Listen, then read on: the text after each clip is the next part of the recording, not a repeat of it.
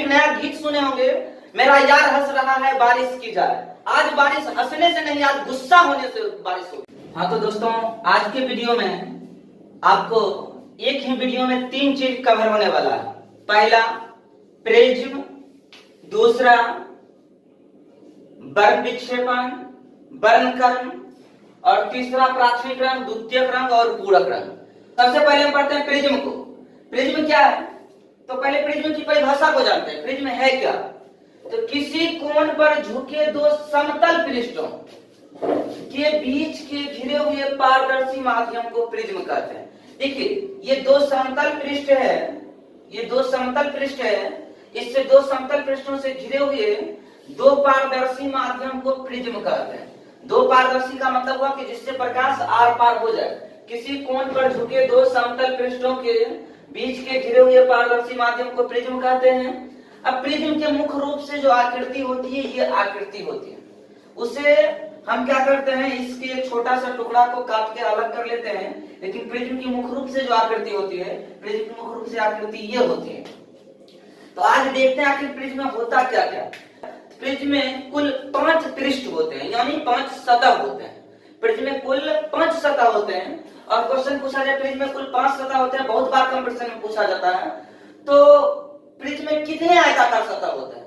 तो याद रखना है, प्रिज्म में 3 आयताकार सतह और 2 त्रिभुजाकार सतह। तो देखते हैं आयताकार सतह कौन है, त्रिभुजाकार सतह कौन है। देख सकते हैं यहां से, ये त्रिभुजाकार सतह है, त्रिभुजाकार सतह है। यहाँ पर ये देख रहे हैं हम, ये मेरा त्रिभुजाकार सतह, ये एक त्रिभुज बना रही है, ये त्रिभुजाकार सतह हुआ। और फिर यहाँ पर त्रिभुजाकार सतह, ये अर्थात कह सकते हैं कि पूरे प्रिज्म में 2 त्रिभुजाकार सतह। अगर पूछा जाए आयताकार सतह कितने होते हैं, तो पूरे प्रिज्म में 3 आयताकार सतह होते हैं। पहला एक यहाँ पर देखिए आयत यहाँ बन रही है, एक यहाँ पर आयताकार सतह, दूसरा एक आयत यहाँ बन रही है, और तीसरा आयत यहाँ बन रही है। यानी एक प्रिज्म में 3 आयताकार सतह या चतुर्भुजाकार सतह कहे, और एक प्रिज्म में 2 त्रिभुजाकार सतह होते हैं। तो अब देखते हैं प्रिज्म की बात। तो जो प्रिज्म होते हैं, देखते हैं ये प्रिज्म है, तो प्रिज्म के ये जो दोनों सतह से, जो पारदर्शी सतह से जो घिरे हुए भाग होते हैं, उसे हम अपवर्तक पृष्ठ कहते हैं। और याद रखिएगा, अपवर्तक पृष्ठ कभी भी समांतर नहीं हो सकता, यानी दोनों अपवर्तक पृष्ठ को हम ऐसे समांतर नहीं रख सकते हैं। जब भी होगा कि किसी ना किसी कोण से झुका हुआ ही होगा। ये दोनों जो पारदर्शक सतह होते हैं, इसे हम कहते हैं अपवर्तक पृष्ठ। क्या बोलते हैं हम? अपवर्तक पृष्ठ। और अपवर्तक पृष्ठ, अपवर्तक पृष्ठ, दोनों अपवर्तक पृष्ठ के जो बीच कोण बनते हैं, दोनों अपवर्तक पृष्ठ के बीच जो कोण बनते हैं, इस कोण को हम प्रिज्म का कोण कहते हैं। दोनों अपवर्तक पृष्ठ के बीच में जो कोण बनते हैं, उस कोण को हम प्रिज्म का कोण कहते हैं। और प्रिज्म के कोण के जस्ट सामने वाली भुजा, जो प्रिज्म के कोण के सामने वाली भुजा होगी, उसे हम प्रिज्म का आधार कहते हैं। तो उम्मीद है कि आप प्रिज्म समझ जाओगे। अब क्या होती है कि प्रिज्म के आगे हम चलते हैं वर्ण विक्षेपण, वर्णक्रम और क्या कहते हैं स्पेक्ट्रम। तो गौर ध्यान देते हैं, जैसे कि विद्वानों का पहले हम जानते हैं सूर्य से निकलने वाले प्रकाश जो होते हैं वह श्वेत होते हैं, वह श्वेत रंग होती है। तो सबसे पहले न्यूटन साहब जो थे, वह क्या किए थे कि शोध करके बताए कि देखिए सूरज के जो प्रकाश होते हैं, श्वेत जो प्रकाश होते हैं, वह 7 रंगों का मिश्रण होता है। तो जब वो बताया कि 7 रंगों का मिश्रण होता है, तो जो कभी जानते नहीं थे, हमारी दुनिया में किसी को पता नहीं था कि सूर्य के रंग में भी, श्वेत रंग में भी 7 रंग का मिश्रण होता है, तो लोग को अजूबा लगा कि ऐसे कैसे होगा। तो न्यूटन साहब क्या किए थे, सबसे पहले एक थाल लिए थे, थाल में सजाए थे। कभी कभी क्वेश्चन पूछा था न्यूटन के थाल नियम क्या है। तो न्यूटन साहब क्या किए थे, एक थाल ले लिए थे, और थाल में 7 अलग अलग रंगों को एक थाल लिए थे। यहाँ पर मान लीजिए हम एक थाल ले लेते हैं, इस थाल में क्या किए थे, 7 अलग अलग रंगों को पहले 7 इसे बराबर बराबर भागों में बांट दिए, 1 2 3 7 अलग अलग पार्टों में उसने क्या किए, बांट दिए। और बांटने के बाद 7 रंग को बराबर बराबर भागों में सजा के थाल को नचा दिए। तो जब थाल को नचाए तो देखते क्या है कि 7 रंग मिलकर श्वेत प्रकाश उत्पन्न करता है। तो जब ऐसा प्रयोग करके उसने बता दिए, तो पर भी अनेक विद्वानों इस मत से ज्यादा सहमत नहीं थे। तब ये प्रयोगशाला में जाके प्रयोग करते हैं, प्रयोगशाला में क्या प्रयोग करते हैं, वो बताते हैं कि दुनिया में एक अजूबा घटना उस टाइम था कि श्वेत प्रकाश 7 रंगों का मिश्रण होता है। तब उसने क्या किया, एक प्रिज्म लिए, प्रिज्म लेके क्या किए, इससे यहां से देखिए श्वेत प्रकाश है, यहां से श्वेत प्रकाश को गुजारे, प्रिज्म लिए और प्रिज्म को लेकर ये श्वेत प्रकाश को गुजारे। तो देखते हैं जब प्रिज्म से होकर कोई श्वेत प्रकाश गुजरता है कि पर्दा आगे में लगा दिए, श्वेत पर्दा को लगा दिए, तो उस पर्दा पर देखते हैं क्या है, वो 7 रंग अलग अलग भागों में क्या होता है, एक साथ सज जाता है। उन 7 रंग का कर्म एक साथ अलग अलग भागों में सज जाता है। तो हम बात करते हैं इसी घटना को हम वर्ण विक्षेपण कहते हैं। तो वर्ण विक्षेपण किसको कहेंगे, तो तनी गौर ध्यान देते हैं। जब किसी श्वेत प्रकाश को किसी प्रिज्म से होके गुजारा जाता है, जब किसी श्वेत प्रकाश को किसी प्रिज्म से होके गुजारा जाता है तो 7 अलग रंगों में टूट जाती है, 7 अलग रंगों में टूट जाती है। टूटने की घटना प्रकाश का वर्ण विक्षेपण कहलाता है। पहले एक बार फिर से हम परिभाषा जान लेते हैं, प्रकाश का वर्ण विक्षेपण किसे कहते हैं। जब किसी श्वेत प्रकाश को किसी प्रिज्म से होकर गुजारा जाता है तो 7 अलग अलग रंगों में टूट जाती है। यह टूटने की घटना प्रकाश का वर्ण विक्षेपण कहलाता है। और इसके रंग कर्म को, इसका जो रंग का कर्म होता है पर्दे पर, इसके रंग के कर्म को वर्ण कर्म या स्पेक्ट्रम या वर्ण पट कहते हैं। इसके रंगों के कर्म को वर्ण कर्म, वर्ण पट या स्पेक्ट्रम कहते हैं। अब देखते हैं, थोड़ा सा गौर से ध्यान दीजिएगा, यहाँ पर समझने की बात होती है। हम लोग ये बहुत दिन से इसको रंगों के कर्म को ना रटने के लिए कभी कभी पूछा जाता है, इसके रंगों को कर्म में कंपटीशन एग्जाम में पूछी जाती है। तो क्या होता है, इसके रंगों के कर्म में हम क्या करते हैं कि हम रटते आते हैं बैगनी या पिनाला। आज से वह नहीं रटना है, आज से थोड़ा सा चेंज करना है। आप अभी हाल फिलहाल में एक नया गीत बहुत ज्यादा प्रचलित सुने होंगे, मेरा यार हंस रहा है बारिश की जाए। यानी आज यार हंसने वाली बात नहीं होगी, आज यार रोने वाली बात होगी। यहाँ तो देखते हैं, लाल में पीला हुआ, मेरे यार का नाम है लाल, आज जो पीला हो गया, पीला मतलब गुस्सा में आ गया। लाल ने पीला हुआ तो आसमान ने बारिश की। थोड़ा सा ट्रिक याद रखिएगा और देखिएगा 7 रंग कैसे याद होता है। लाल में पीला हुआ तो आसमान ने बारिश की, अर्थात तो लाल मतलब लाल, ने मतलब नारंगी, पीला मतलब पीला, हुआ हो से हरा। पहला सब देखना, तो का कोई अर्थ नहीं है। आसमानी मतलब आसमानी, ने मतलब नीला, और बारिश वो से स्टार्ट है यानी बैगनी। क्या होगी, बैगनी। तो उम्मीद है कि आपको यह ट्रिक बहुत अच्छा लगा होगा और कहीं कहीं आप समझ गए होंगे। लाल ने पीला हुआ, आज से याद रखना, लाल ने पीला हुआ तो आसमान ने बारिश की। लाल, नारंगी, पीला, हरा, आसमानी, नीला और बैगनी। अब देखते हैं क्या होती है। कुछ कुछ नए बुक जो आते हैं आसमानी और नीला को एक श्रेणी में डाल देता है। आसमानी और नीला को एक ही नीला माना जाता है। इसलिए नए नए बुक में कभी कभी क्या मिलेगा आपको देखने के लिए कि प्रकाश, श्वेत प्रकाश कितने रंगों का मिश्रण होता है, तो 6 भी रंग कर सकते हैं, क्योंकि नए नए बुक डालने लगा है कुछ कुछ बुक। तो हम कह सकते हैं कि नए श्वेत प्रकाश जो होते हैं 6 रंगों का भी मिश्रण होता है, इसको आप बोल सकते हैं, लेकिन वो होते हैं 7 रंगों का मिश्रण बर्तन में। आप देखते हैं, इससे हम कुछ रिलेटेड बातों को करते हैं। सबसे पहले लाल रंग के प्रकाश का वेग और तरंग दैर्घ्य सबसे अधिक एवं बैगनी रंग के प्रकाश का वेग सबसे कम होता है। आप देखते हैं, यहां से देखते जाइएगा, थोड़ा सा समझने वाली बात है। लाल रंग के प्रकाश का वेग सबसे अधिक है। एक बात देखिएगा, इस सब में जो सबसे मुड़ा, आप कभी मोटरसाइकिल या साइकिल चलाते होंगे तो आपका साइकिल अगर तेज होता होगा तो वह कम मुड़ता होगा। यानी गौर कीजिए, आपका साइकिल अगर तेज होगा तो वह कम मुड़ेगा, और मुड़ेगा तो वह बहुत ज्यादा दूरी से जगह लेगा, वह कम मुड़ेगा। जिसका वेग कम रहेगा उसे हम ज्यादा से ज्यादा मोड़ सकते हैं, ज्यादा से ज्यादा वह साइकिल मुड़ सकता है। तो देखिए, सबसे ज्यादा मुड़ा कौन है इसमें, बैगनी, और सबसे कम कौन मुड़ा हुआ है, लाल। तो रखने की बात ही नहीं आएगी। हम कह सकते हैं कि सबसे अधिक प्रकाश का वेग लाल का होता है, क्योंकि सबसे कम मुड़ा है। देखिए, सबसे कम मुड़ा है यानी सबसे अधिक इसका वेग है। तो सबसे अधिक लाल रंग का वेग होता है और सबसे कम किस रंग का वेग होता है, बैगनी रंग का। तो मुड़ना, अब हम बात करते हैं सबसे ज्यादा विचलन किसका होगा।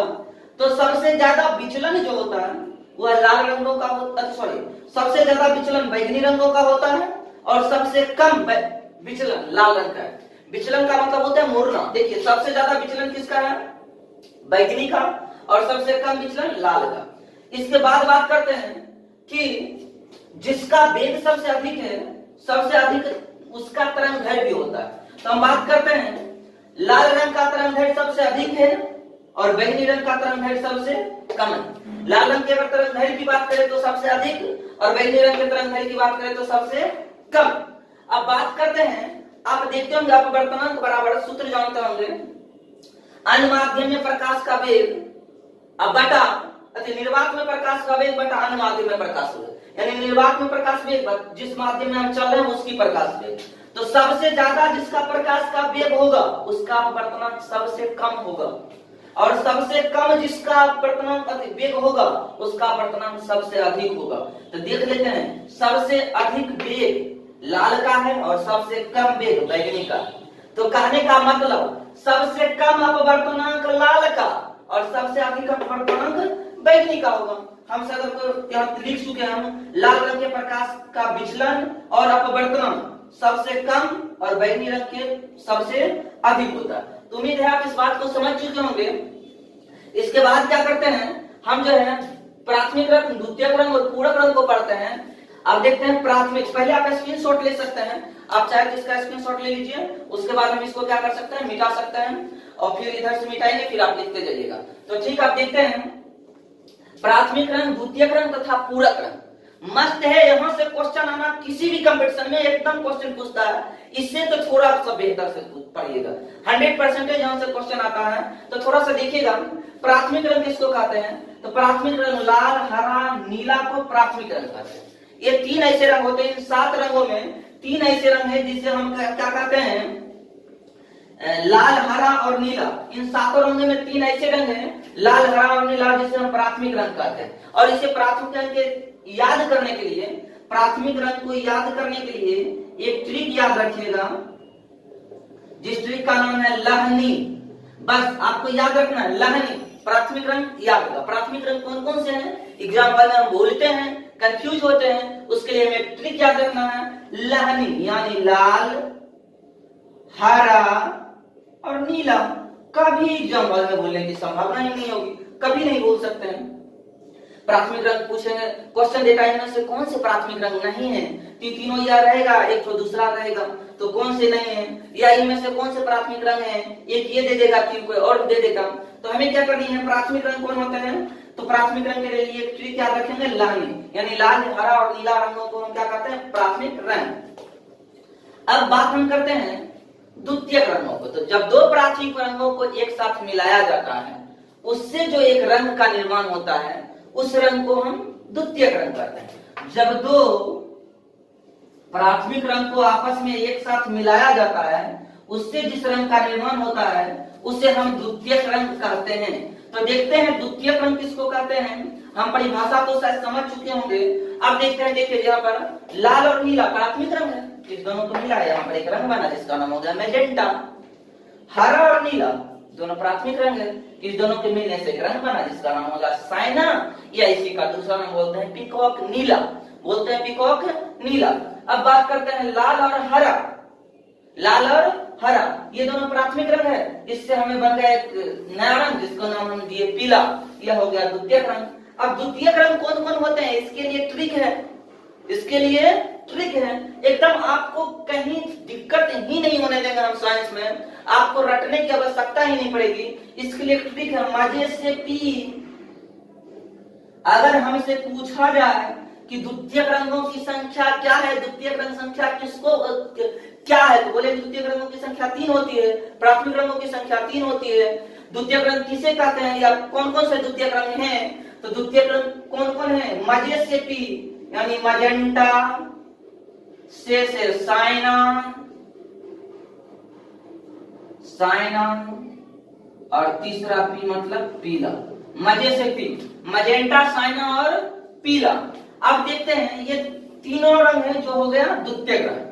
अब क्या होती है, अब हम एग्जाम में कभी कभी देता है कि मजेंटा किन किन रंगों से मिलकर बनता है, कभी कभी रेलवे में दे देता है, एसएससी में दे देता है, मजेंटा किस रंगों से मिलकर बनता है।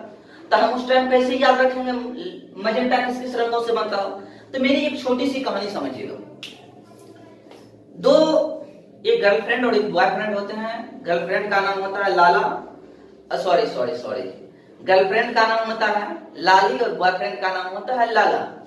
दोनों में एक दिन झगड़ा हो जाता है। अब क्या होती है कि लाली गुस्सा में आ जाती है।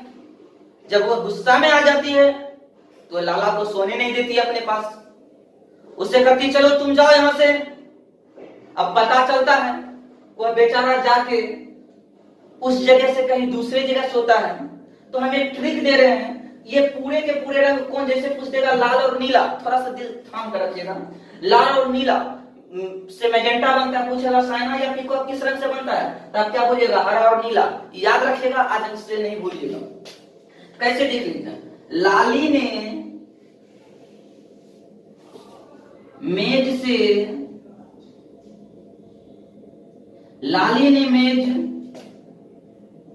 से नहीं हटा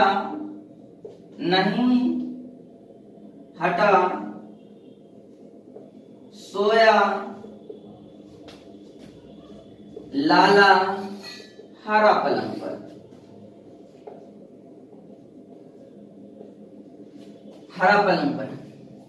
लाली ने मेज पे से नहीं हटा सोया लाला हरा पलंग पर। दोनों तो गुस्सा कर लिया, झगड़ जाता। कैसे हटेगी लाली? यानी लाली मतलब लाल और ने मतलब नीला, ये दोनों मिलके बन गया मजे। मेज पे से नहीं हटा मतलब मजेंटा। क्या बना? मैजेंटा।